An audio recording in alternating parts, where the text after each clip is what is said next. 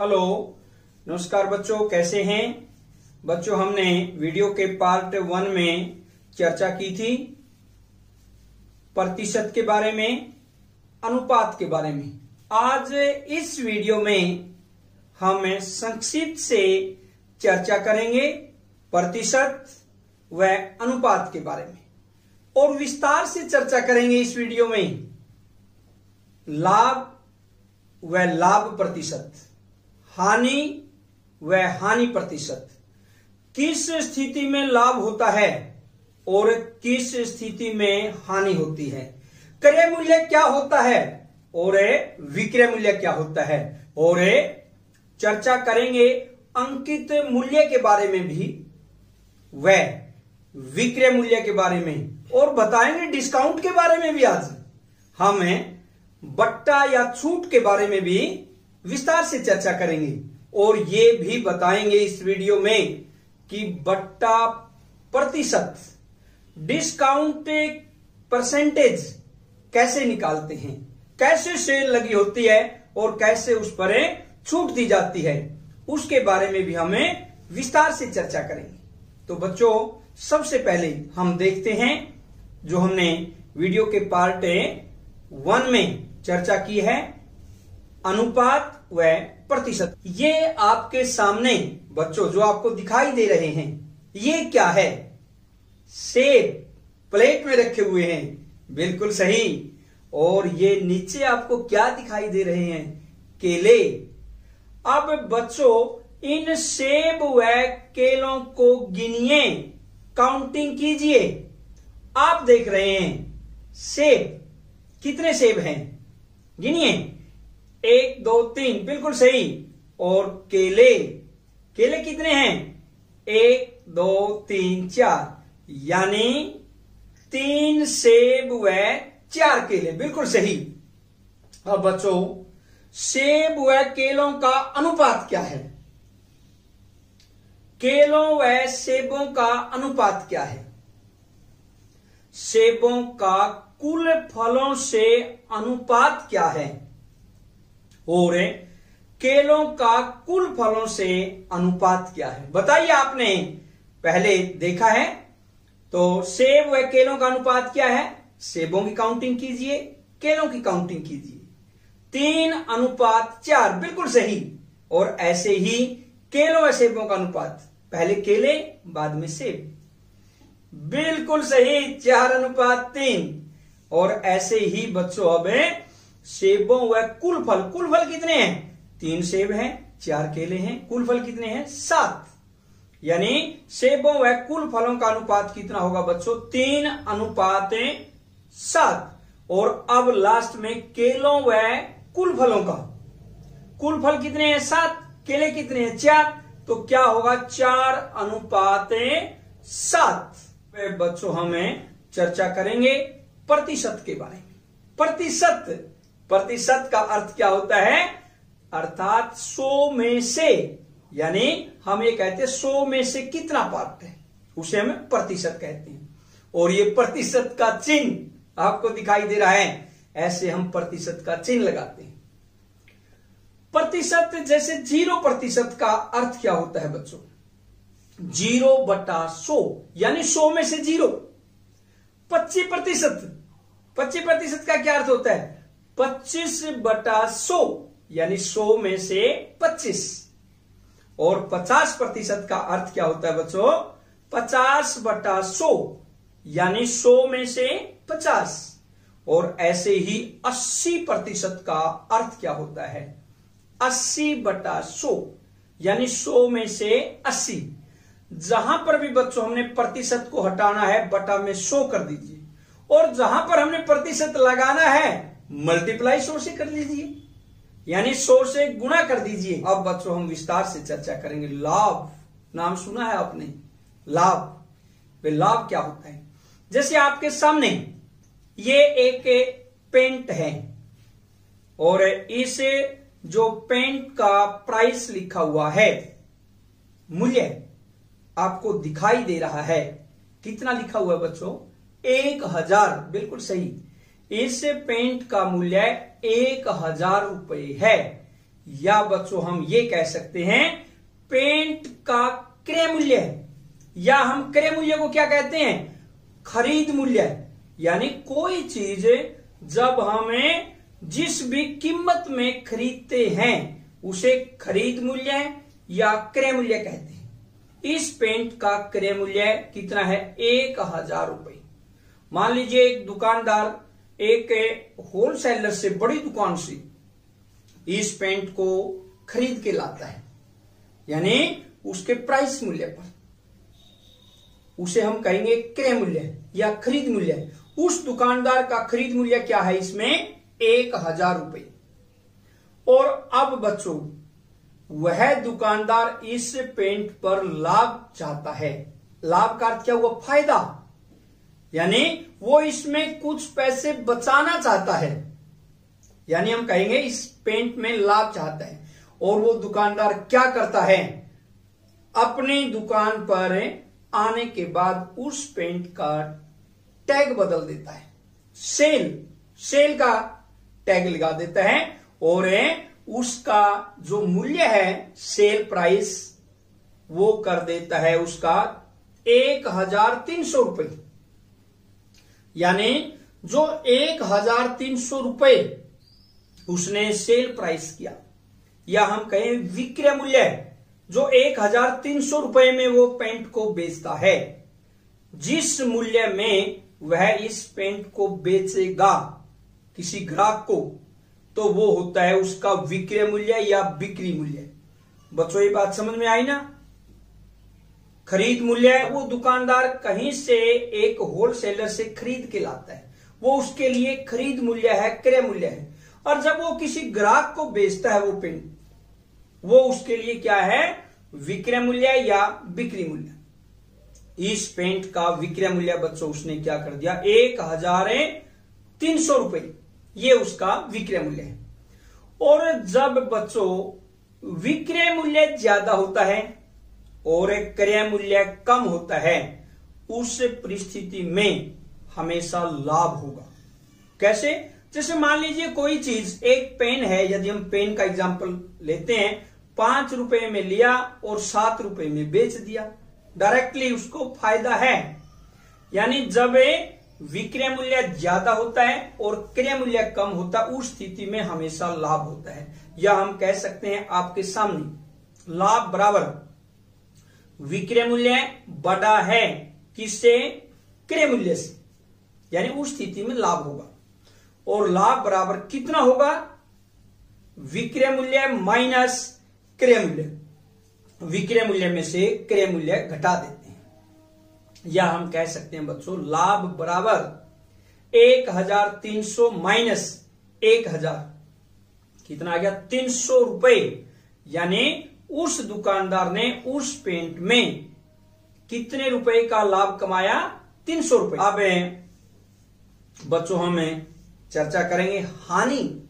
हानि क्या होती है, हानि का अर्थ होता है नुकसान। जैसे लाभ का अर्थ है फायदा होता है, ऐसे ही हानि का अर्थ क्या होता है, नुकसान। वही हम एक बार फिर एग्जांपल को दोहराते हैं। मान लीजिए एक दुकानदार, छोटा दुकानदार एक होलसेलर से, एक बड़ी दुकान से पेंट को लेकर आता है, कितने रुपए में, 1000 रुपए में लेकर आता है। और वह पेंट कई दिनों तक दुकानदार की नहीं बिकती, महीने बीत जाते हैं, फिर दुकानदार सोचता है कि इस पेंट को थोड़ा सा सेल प्राइस कम करके बेच देते हैं। और वह दुकानदार उस पेंट के टैग लगा देता है, आपके सामने है, सेल प्राइस लगा हुआ है उसी पेंट के कितने रुपए, 800 रुपए। यानी उस पेंट का हम कहेंगे विक्रय मूल्य दुकानदार कर देता है, वे 800 रुपए में बेच देते हैं। यानी इसका अर्थ क्या हुआ बच्चों, 1000 रुपए उसका क्रय मूल्य हुआ या खरीद मूल्य, और उसने उस पेंट को कितने रुपए में ग्राहक को बेचा, कितने रुपए में, 800 रुपए में।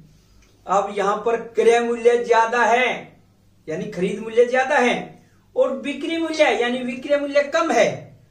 जब ऐसी स्थिति उत्पन्न हो जाती है, जब ऐसी स्थिति पैदा हो जाती है, तो हम कह सकते हैं उस स्थिति में हमेशा हानि होती है। हानि कब होती है? जब क्रय मूल्य बड़ा है। आपके सामने दिखाई दे रहा है, क्रय मूल्य बड़ा है किससे? विक्रय मूल्य से। यानी क्रय मूल्य इज ग्रेटर देन विक्रय मूल्य। क्रय मूल्य बड़ा है किससे? विक्रय मूल्य से। तो उस स्थिति में क्या होगी? हानि। और हानि बराबर किसकी होगी बच्चों? क्रय मूल्य माइनस विक्रय मूल्य। यानी क्रय मूल्य में से विक्रय मूल्य को घटाएंगे। यानी हम कह सकते हैं हानि बराबर 1000 माइनस 800 बराबर कितना हुआ? 200 रुपए। तो इस पेंट के अंदर उस दुकानदार को कितने रुपए की हानि हुई? 200 रुपए। अब बच्चों हम चर्चा करेंगे लाभ प्रतिशत। लाभ प्रतिशत क्या होता है? प्रतिशत का अर्थ तो वैसे हमने पहले भी किया है 100 में से। लाभ प्रतिशत का अर्थ क्या हुआ कि 100 में से कितना लाभ है, ये इसका अर्थ होता है। आपके सामने जैसे ये एक रेडियो दिखाई दे रहा है और रेडियो का मूल्य लिखा हुआ है प्राइस। कितना लिखा हुआ बच्चों बताइए? बिल्कुल सही, 3000 रुपए। यानी इस रेडियो का क्रय मूल्य कितना है बच्चों? 3000 रुपए। और वह इस रेडियो को कितने में बेचता है? 3000 रुपए में लेकर आता है दुकानदार, और बेचता कितने में? विक्रय मूल्य कहेंगे जितने में बेचता है।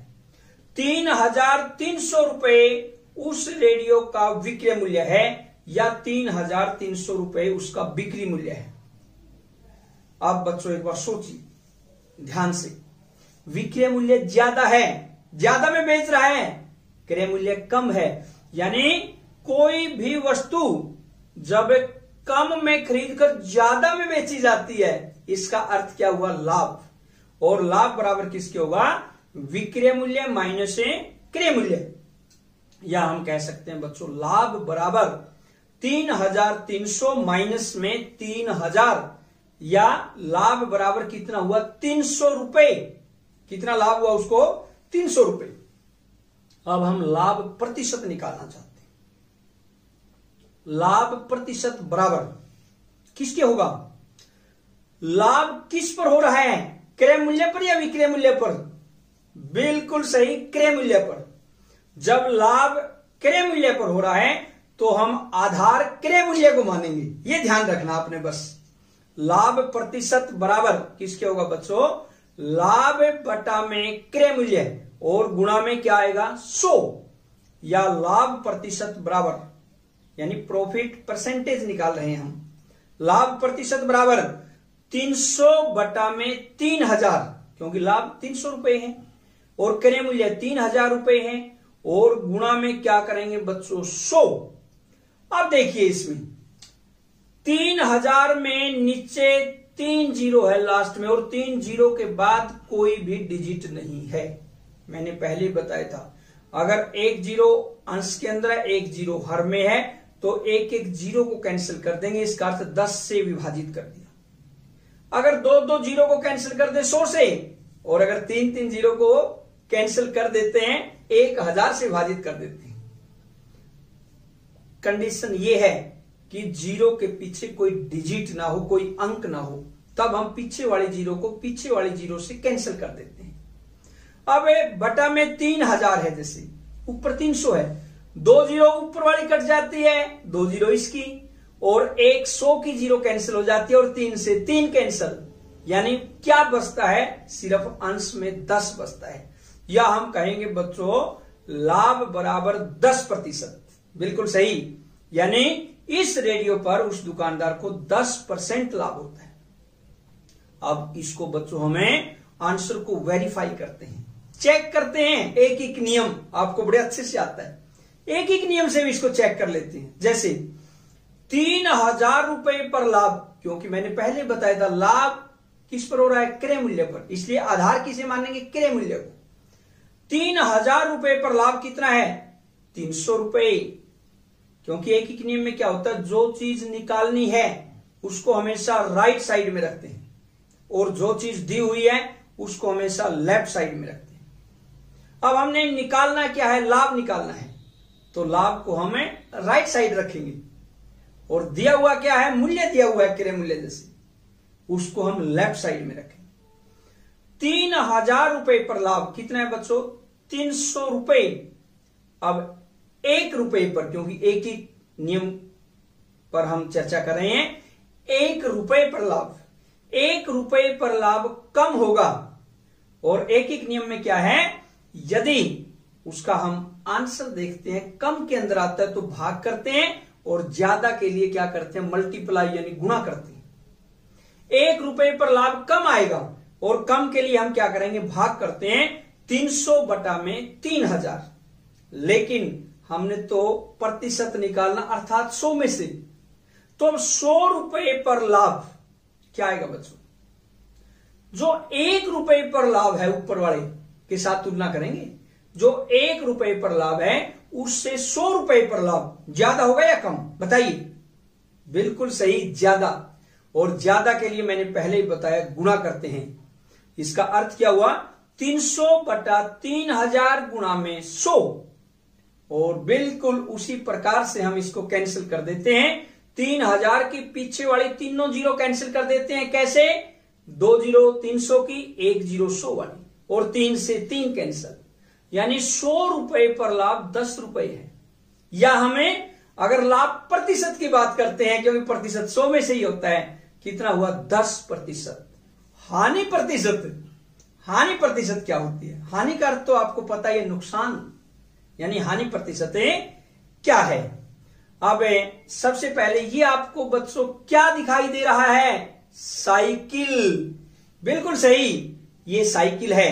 और इसका साइकिल का क्रय मूल्य यानी प्राइस कितने में खरीदता है इसको दुकानदार? 2500 रुपए में।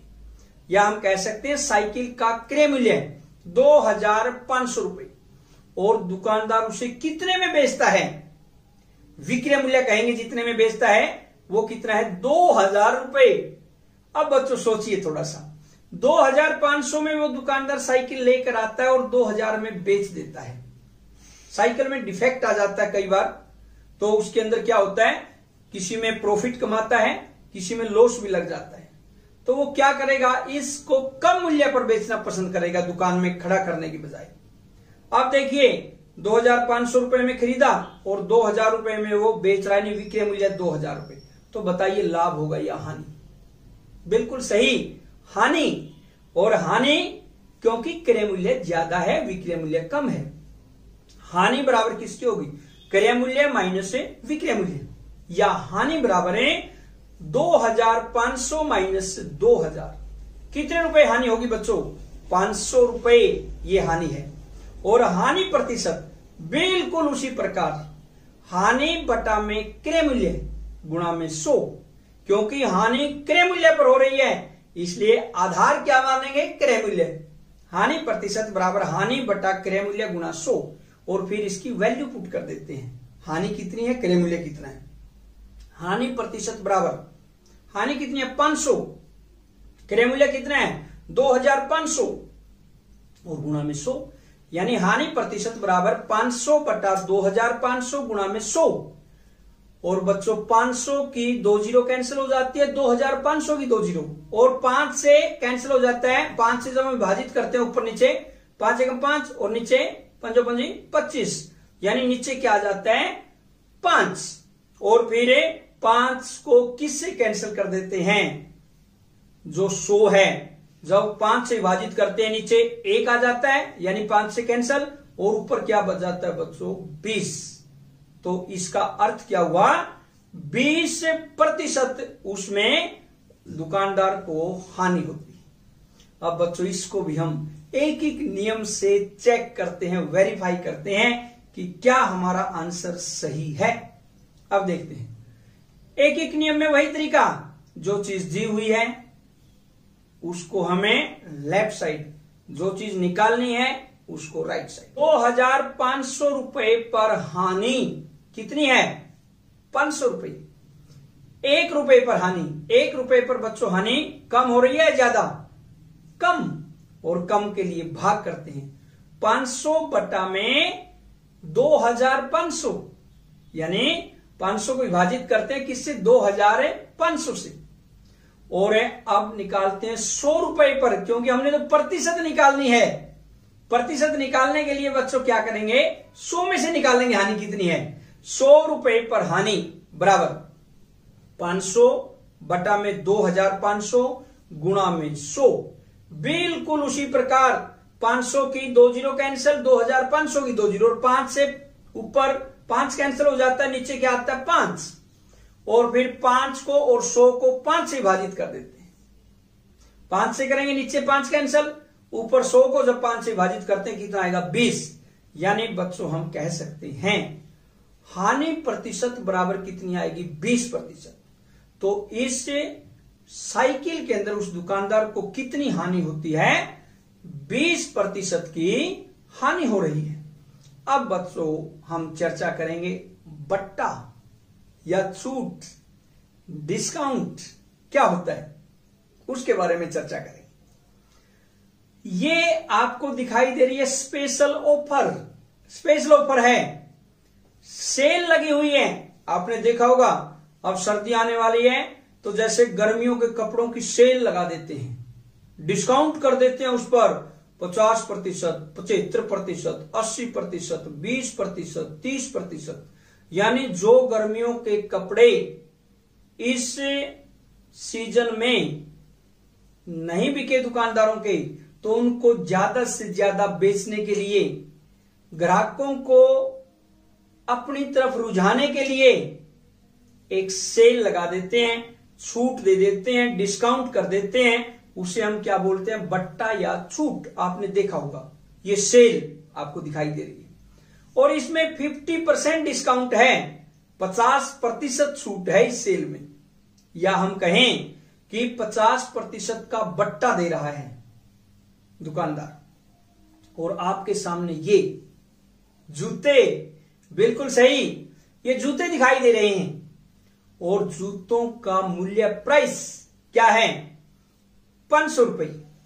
जूतों का मूल्य 500 रुपए, सेल लगी हुई है, डिस्काउंट इस पर है 50% आपको दिखाई दे रहा है, यानी 50% छूट है, या हम कहें 50% बट्टा है। तो जूतों का अंकित मूल्य क्या है, अंकित मूल्य का अर्थ है बच्चों उस पर लिखा हुआ मार्क प्राइस।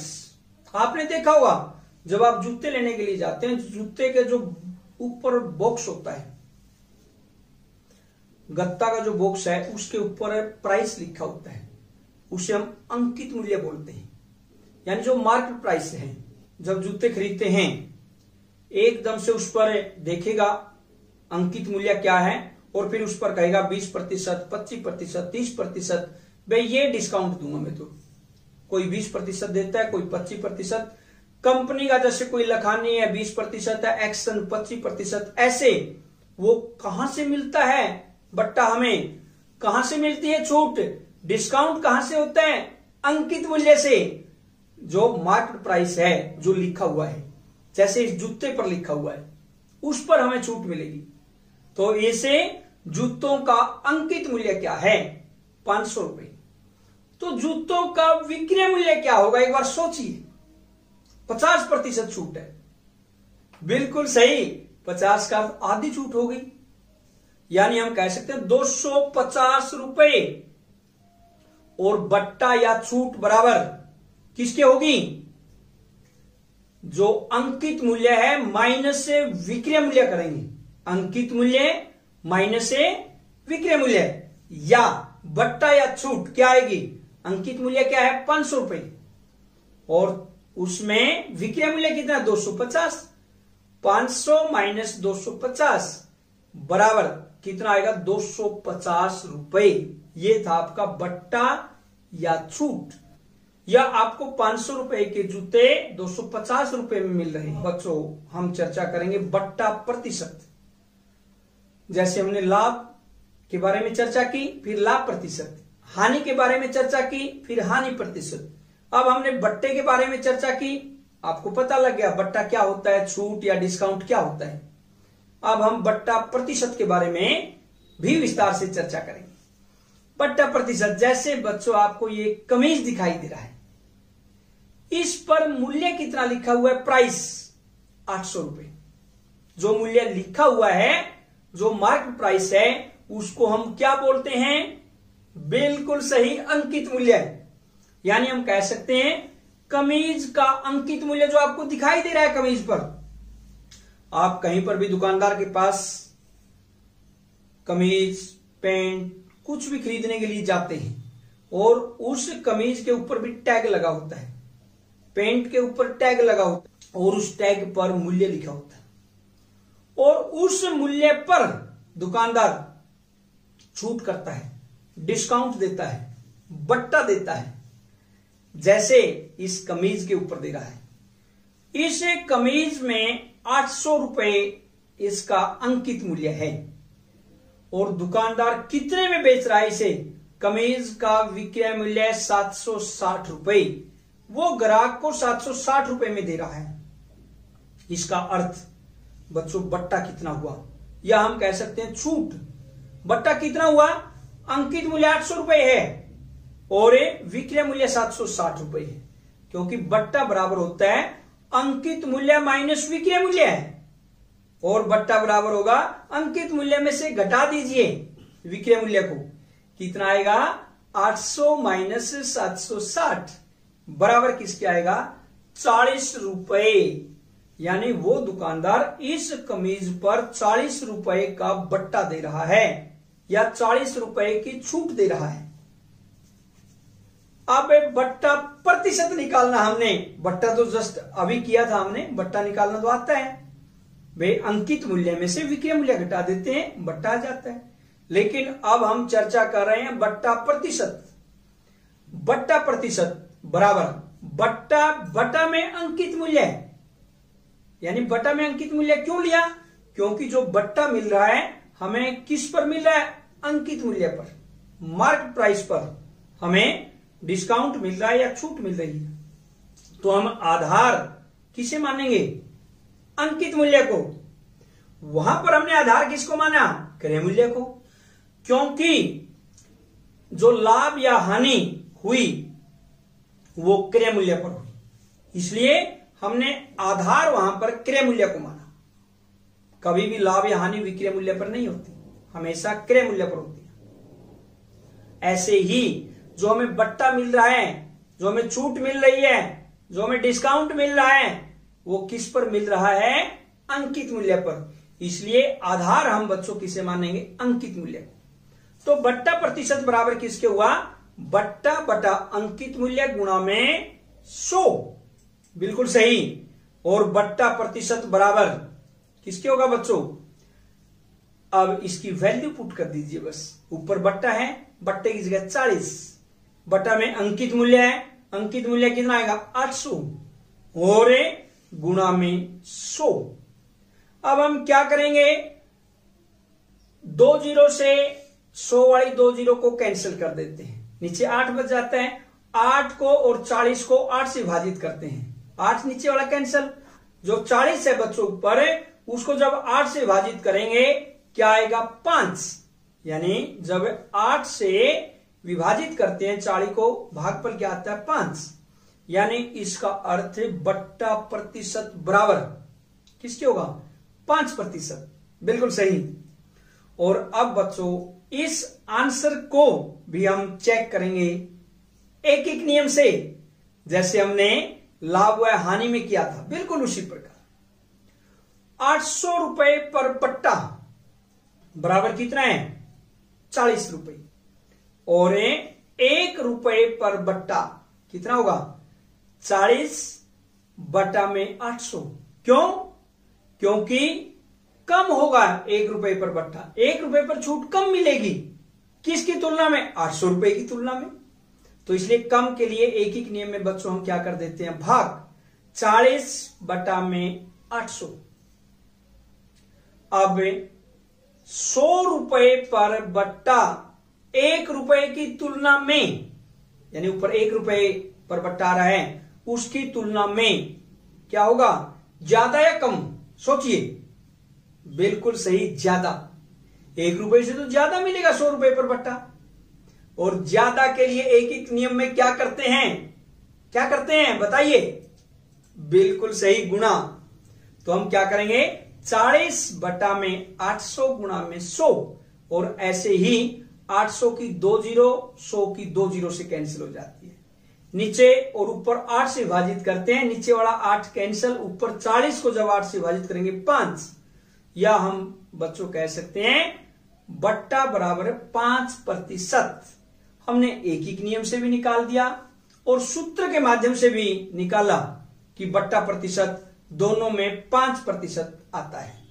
अब बच्चों, अगर आपने वीडियो को बिल्कुल ध्यान से सुना है तो कुछ प्रश्नों पर हम चर्चा करते हैं, और वह प्रश्न आपने स्वयं करने हैं, और मुझे पूरी आशा है कि आप उन प्रश्नों को स्वयं बड़े ही आसानी से हल कर पाएंगे। प्रश्न नंबर 1 आपके सामने है।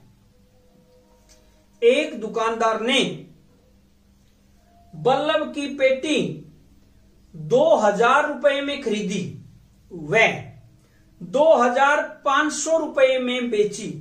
यानी बल्लभ की पेटी कितने में खरीदी? 2000 में। बेची कितने में? 2500 रुपए में। लाभ अथवा हानि प्रतिशत में ज्ञात कीजिए। अब देखते हैं प्रश्न नंबर 2। देखिए, सोहन ने एक पुराना रेफ्रिजरेटर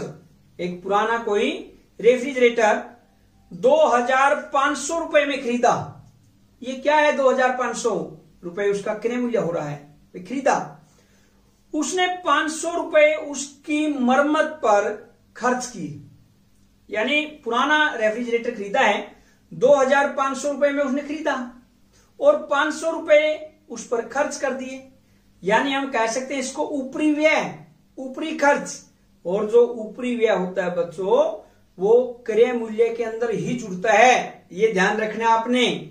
जैसे 2500 रुपए में उसने खरीदा और 500 रुपए उस पर खर्च कर दिए, तो क्रय मूल्य में ही आया। यानी इसका अर्थ है रेफ्रिजरेटर का क्रय मूल्य कितना लेंगे आप? 2500 या 3000? कौन सा लेना चाहिए? सोचिए। बिल्कुल सही, 3000 लेंगे, क्योंकि जो 500 रुपए ऊपरी व्यय है वो भी उसके अंदर जोड़ देते हैं।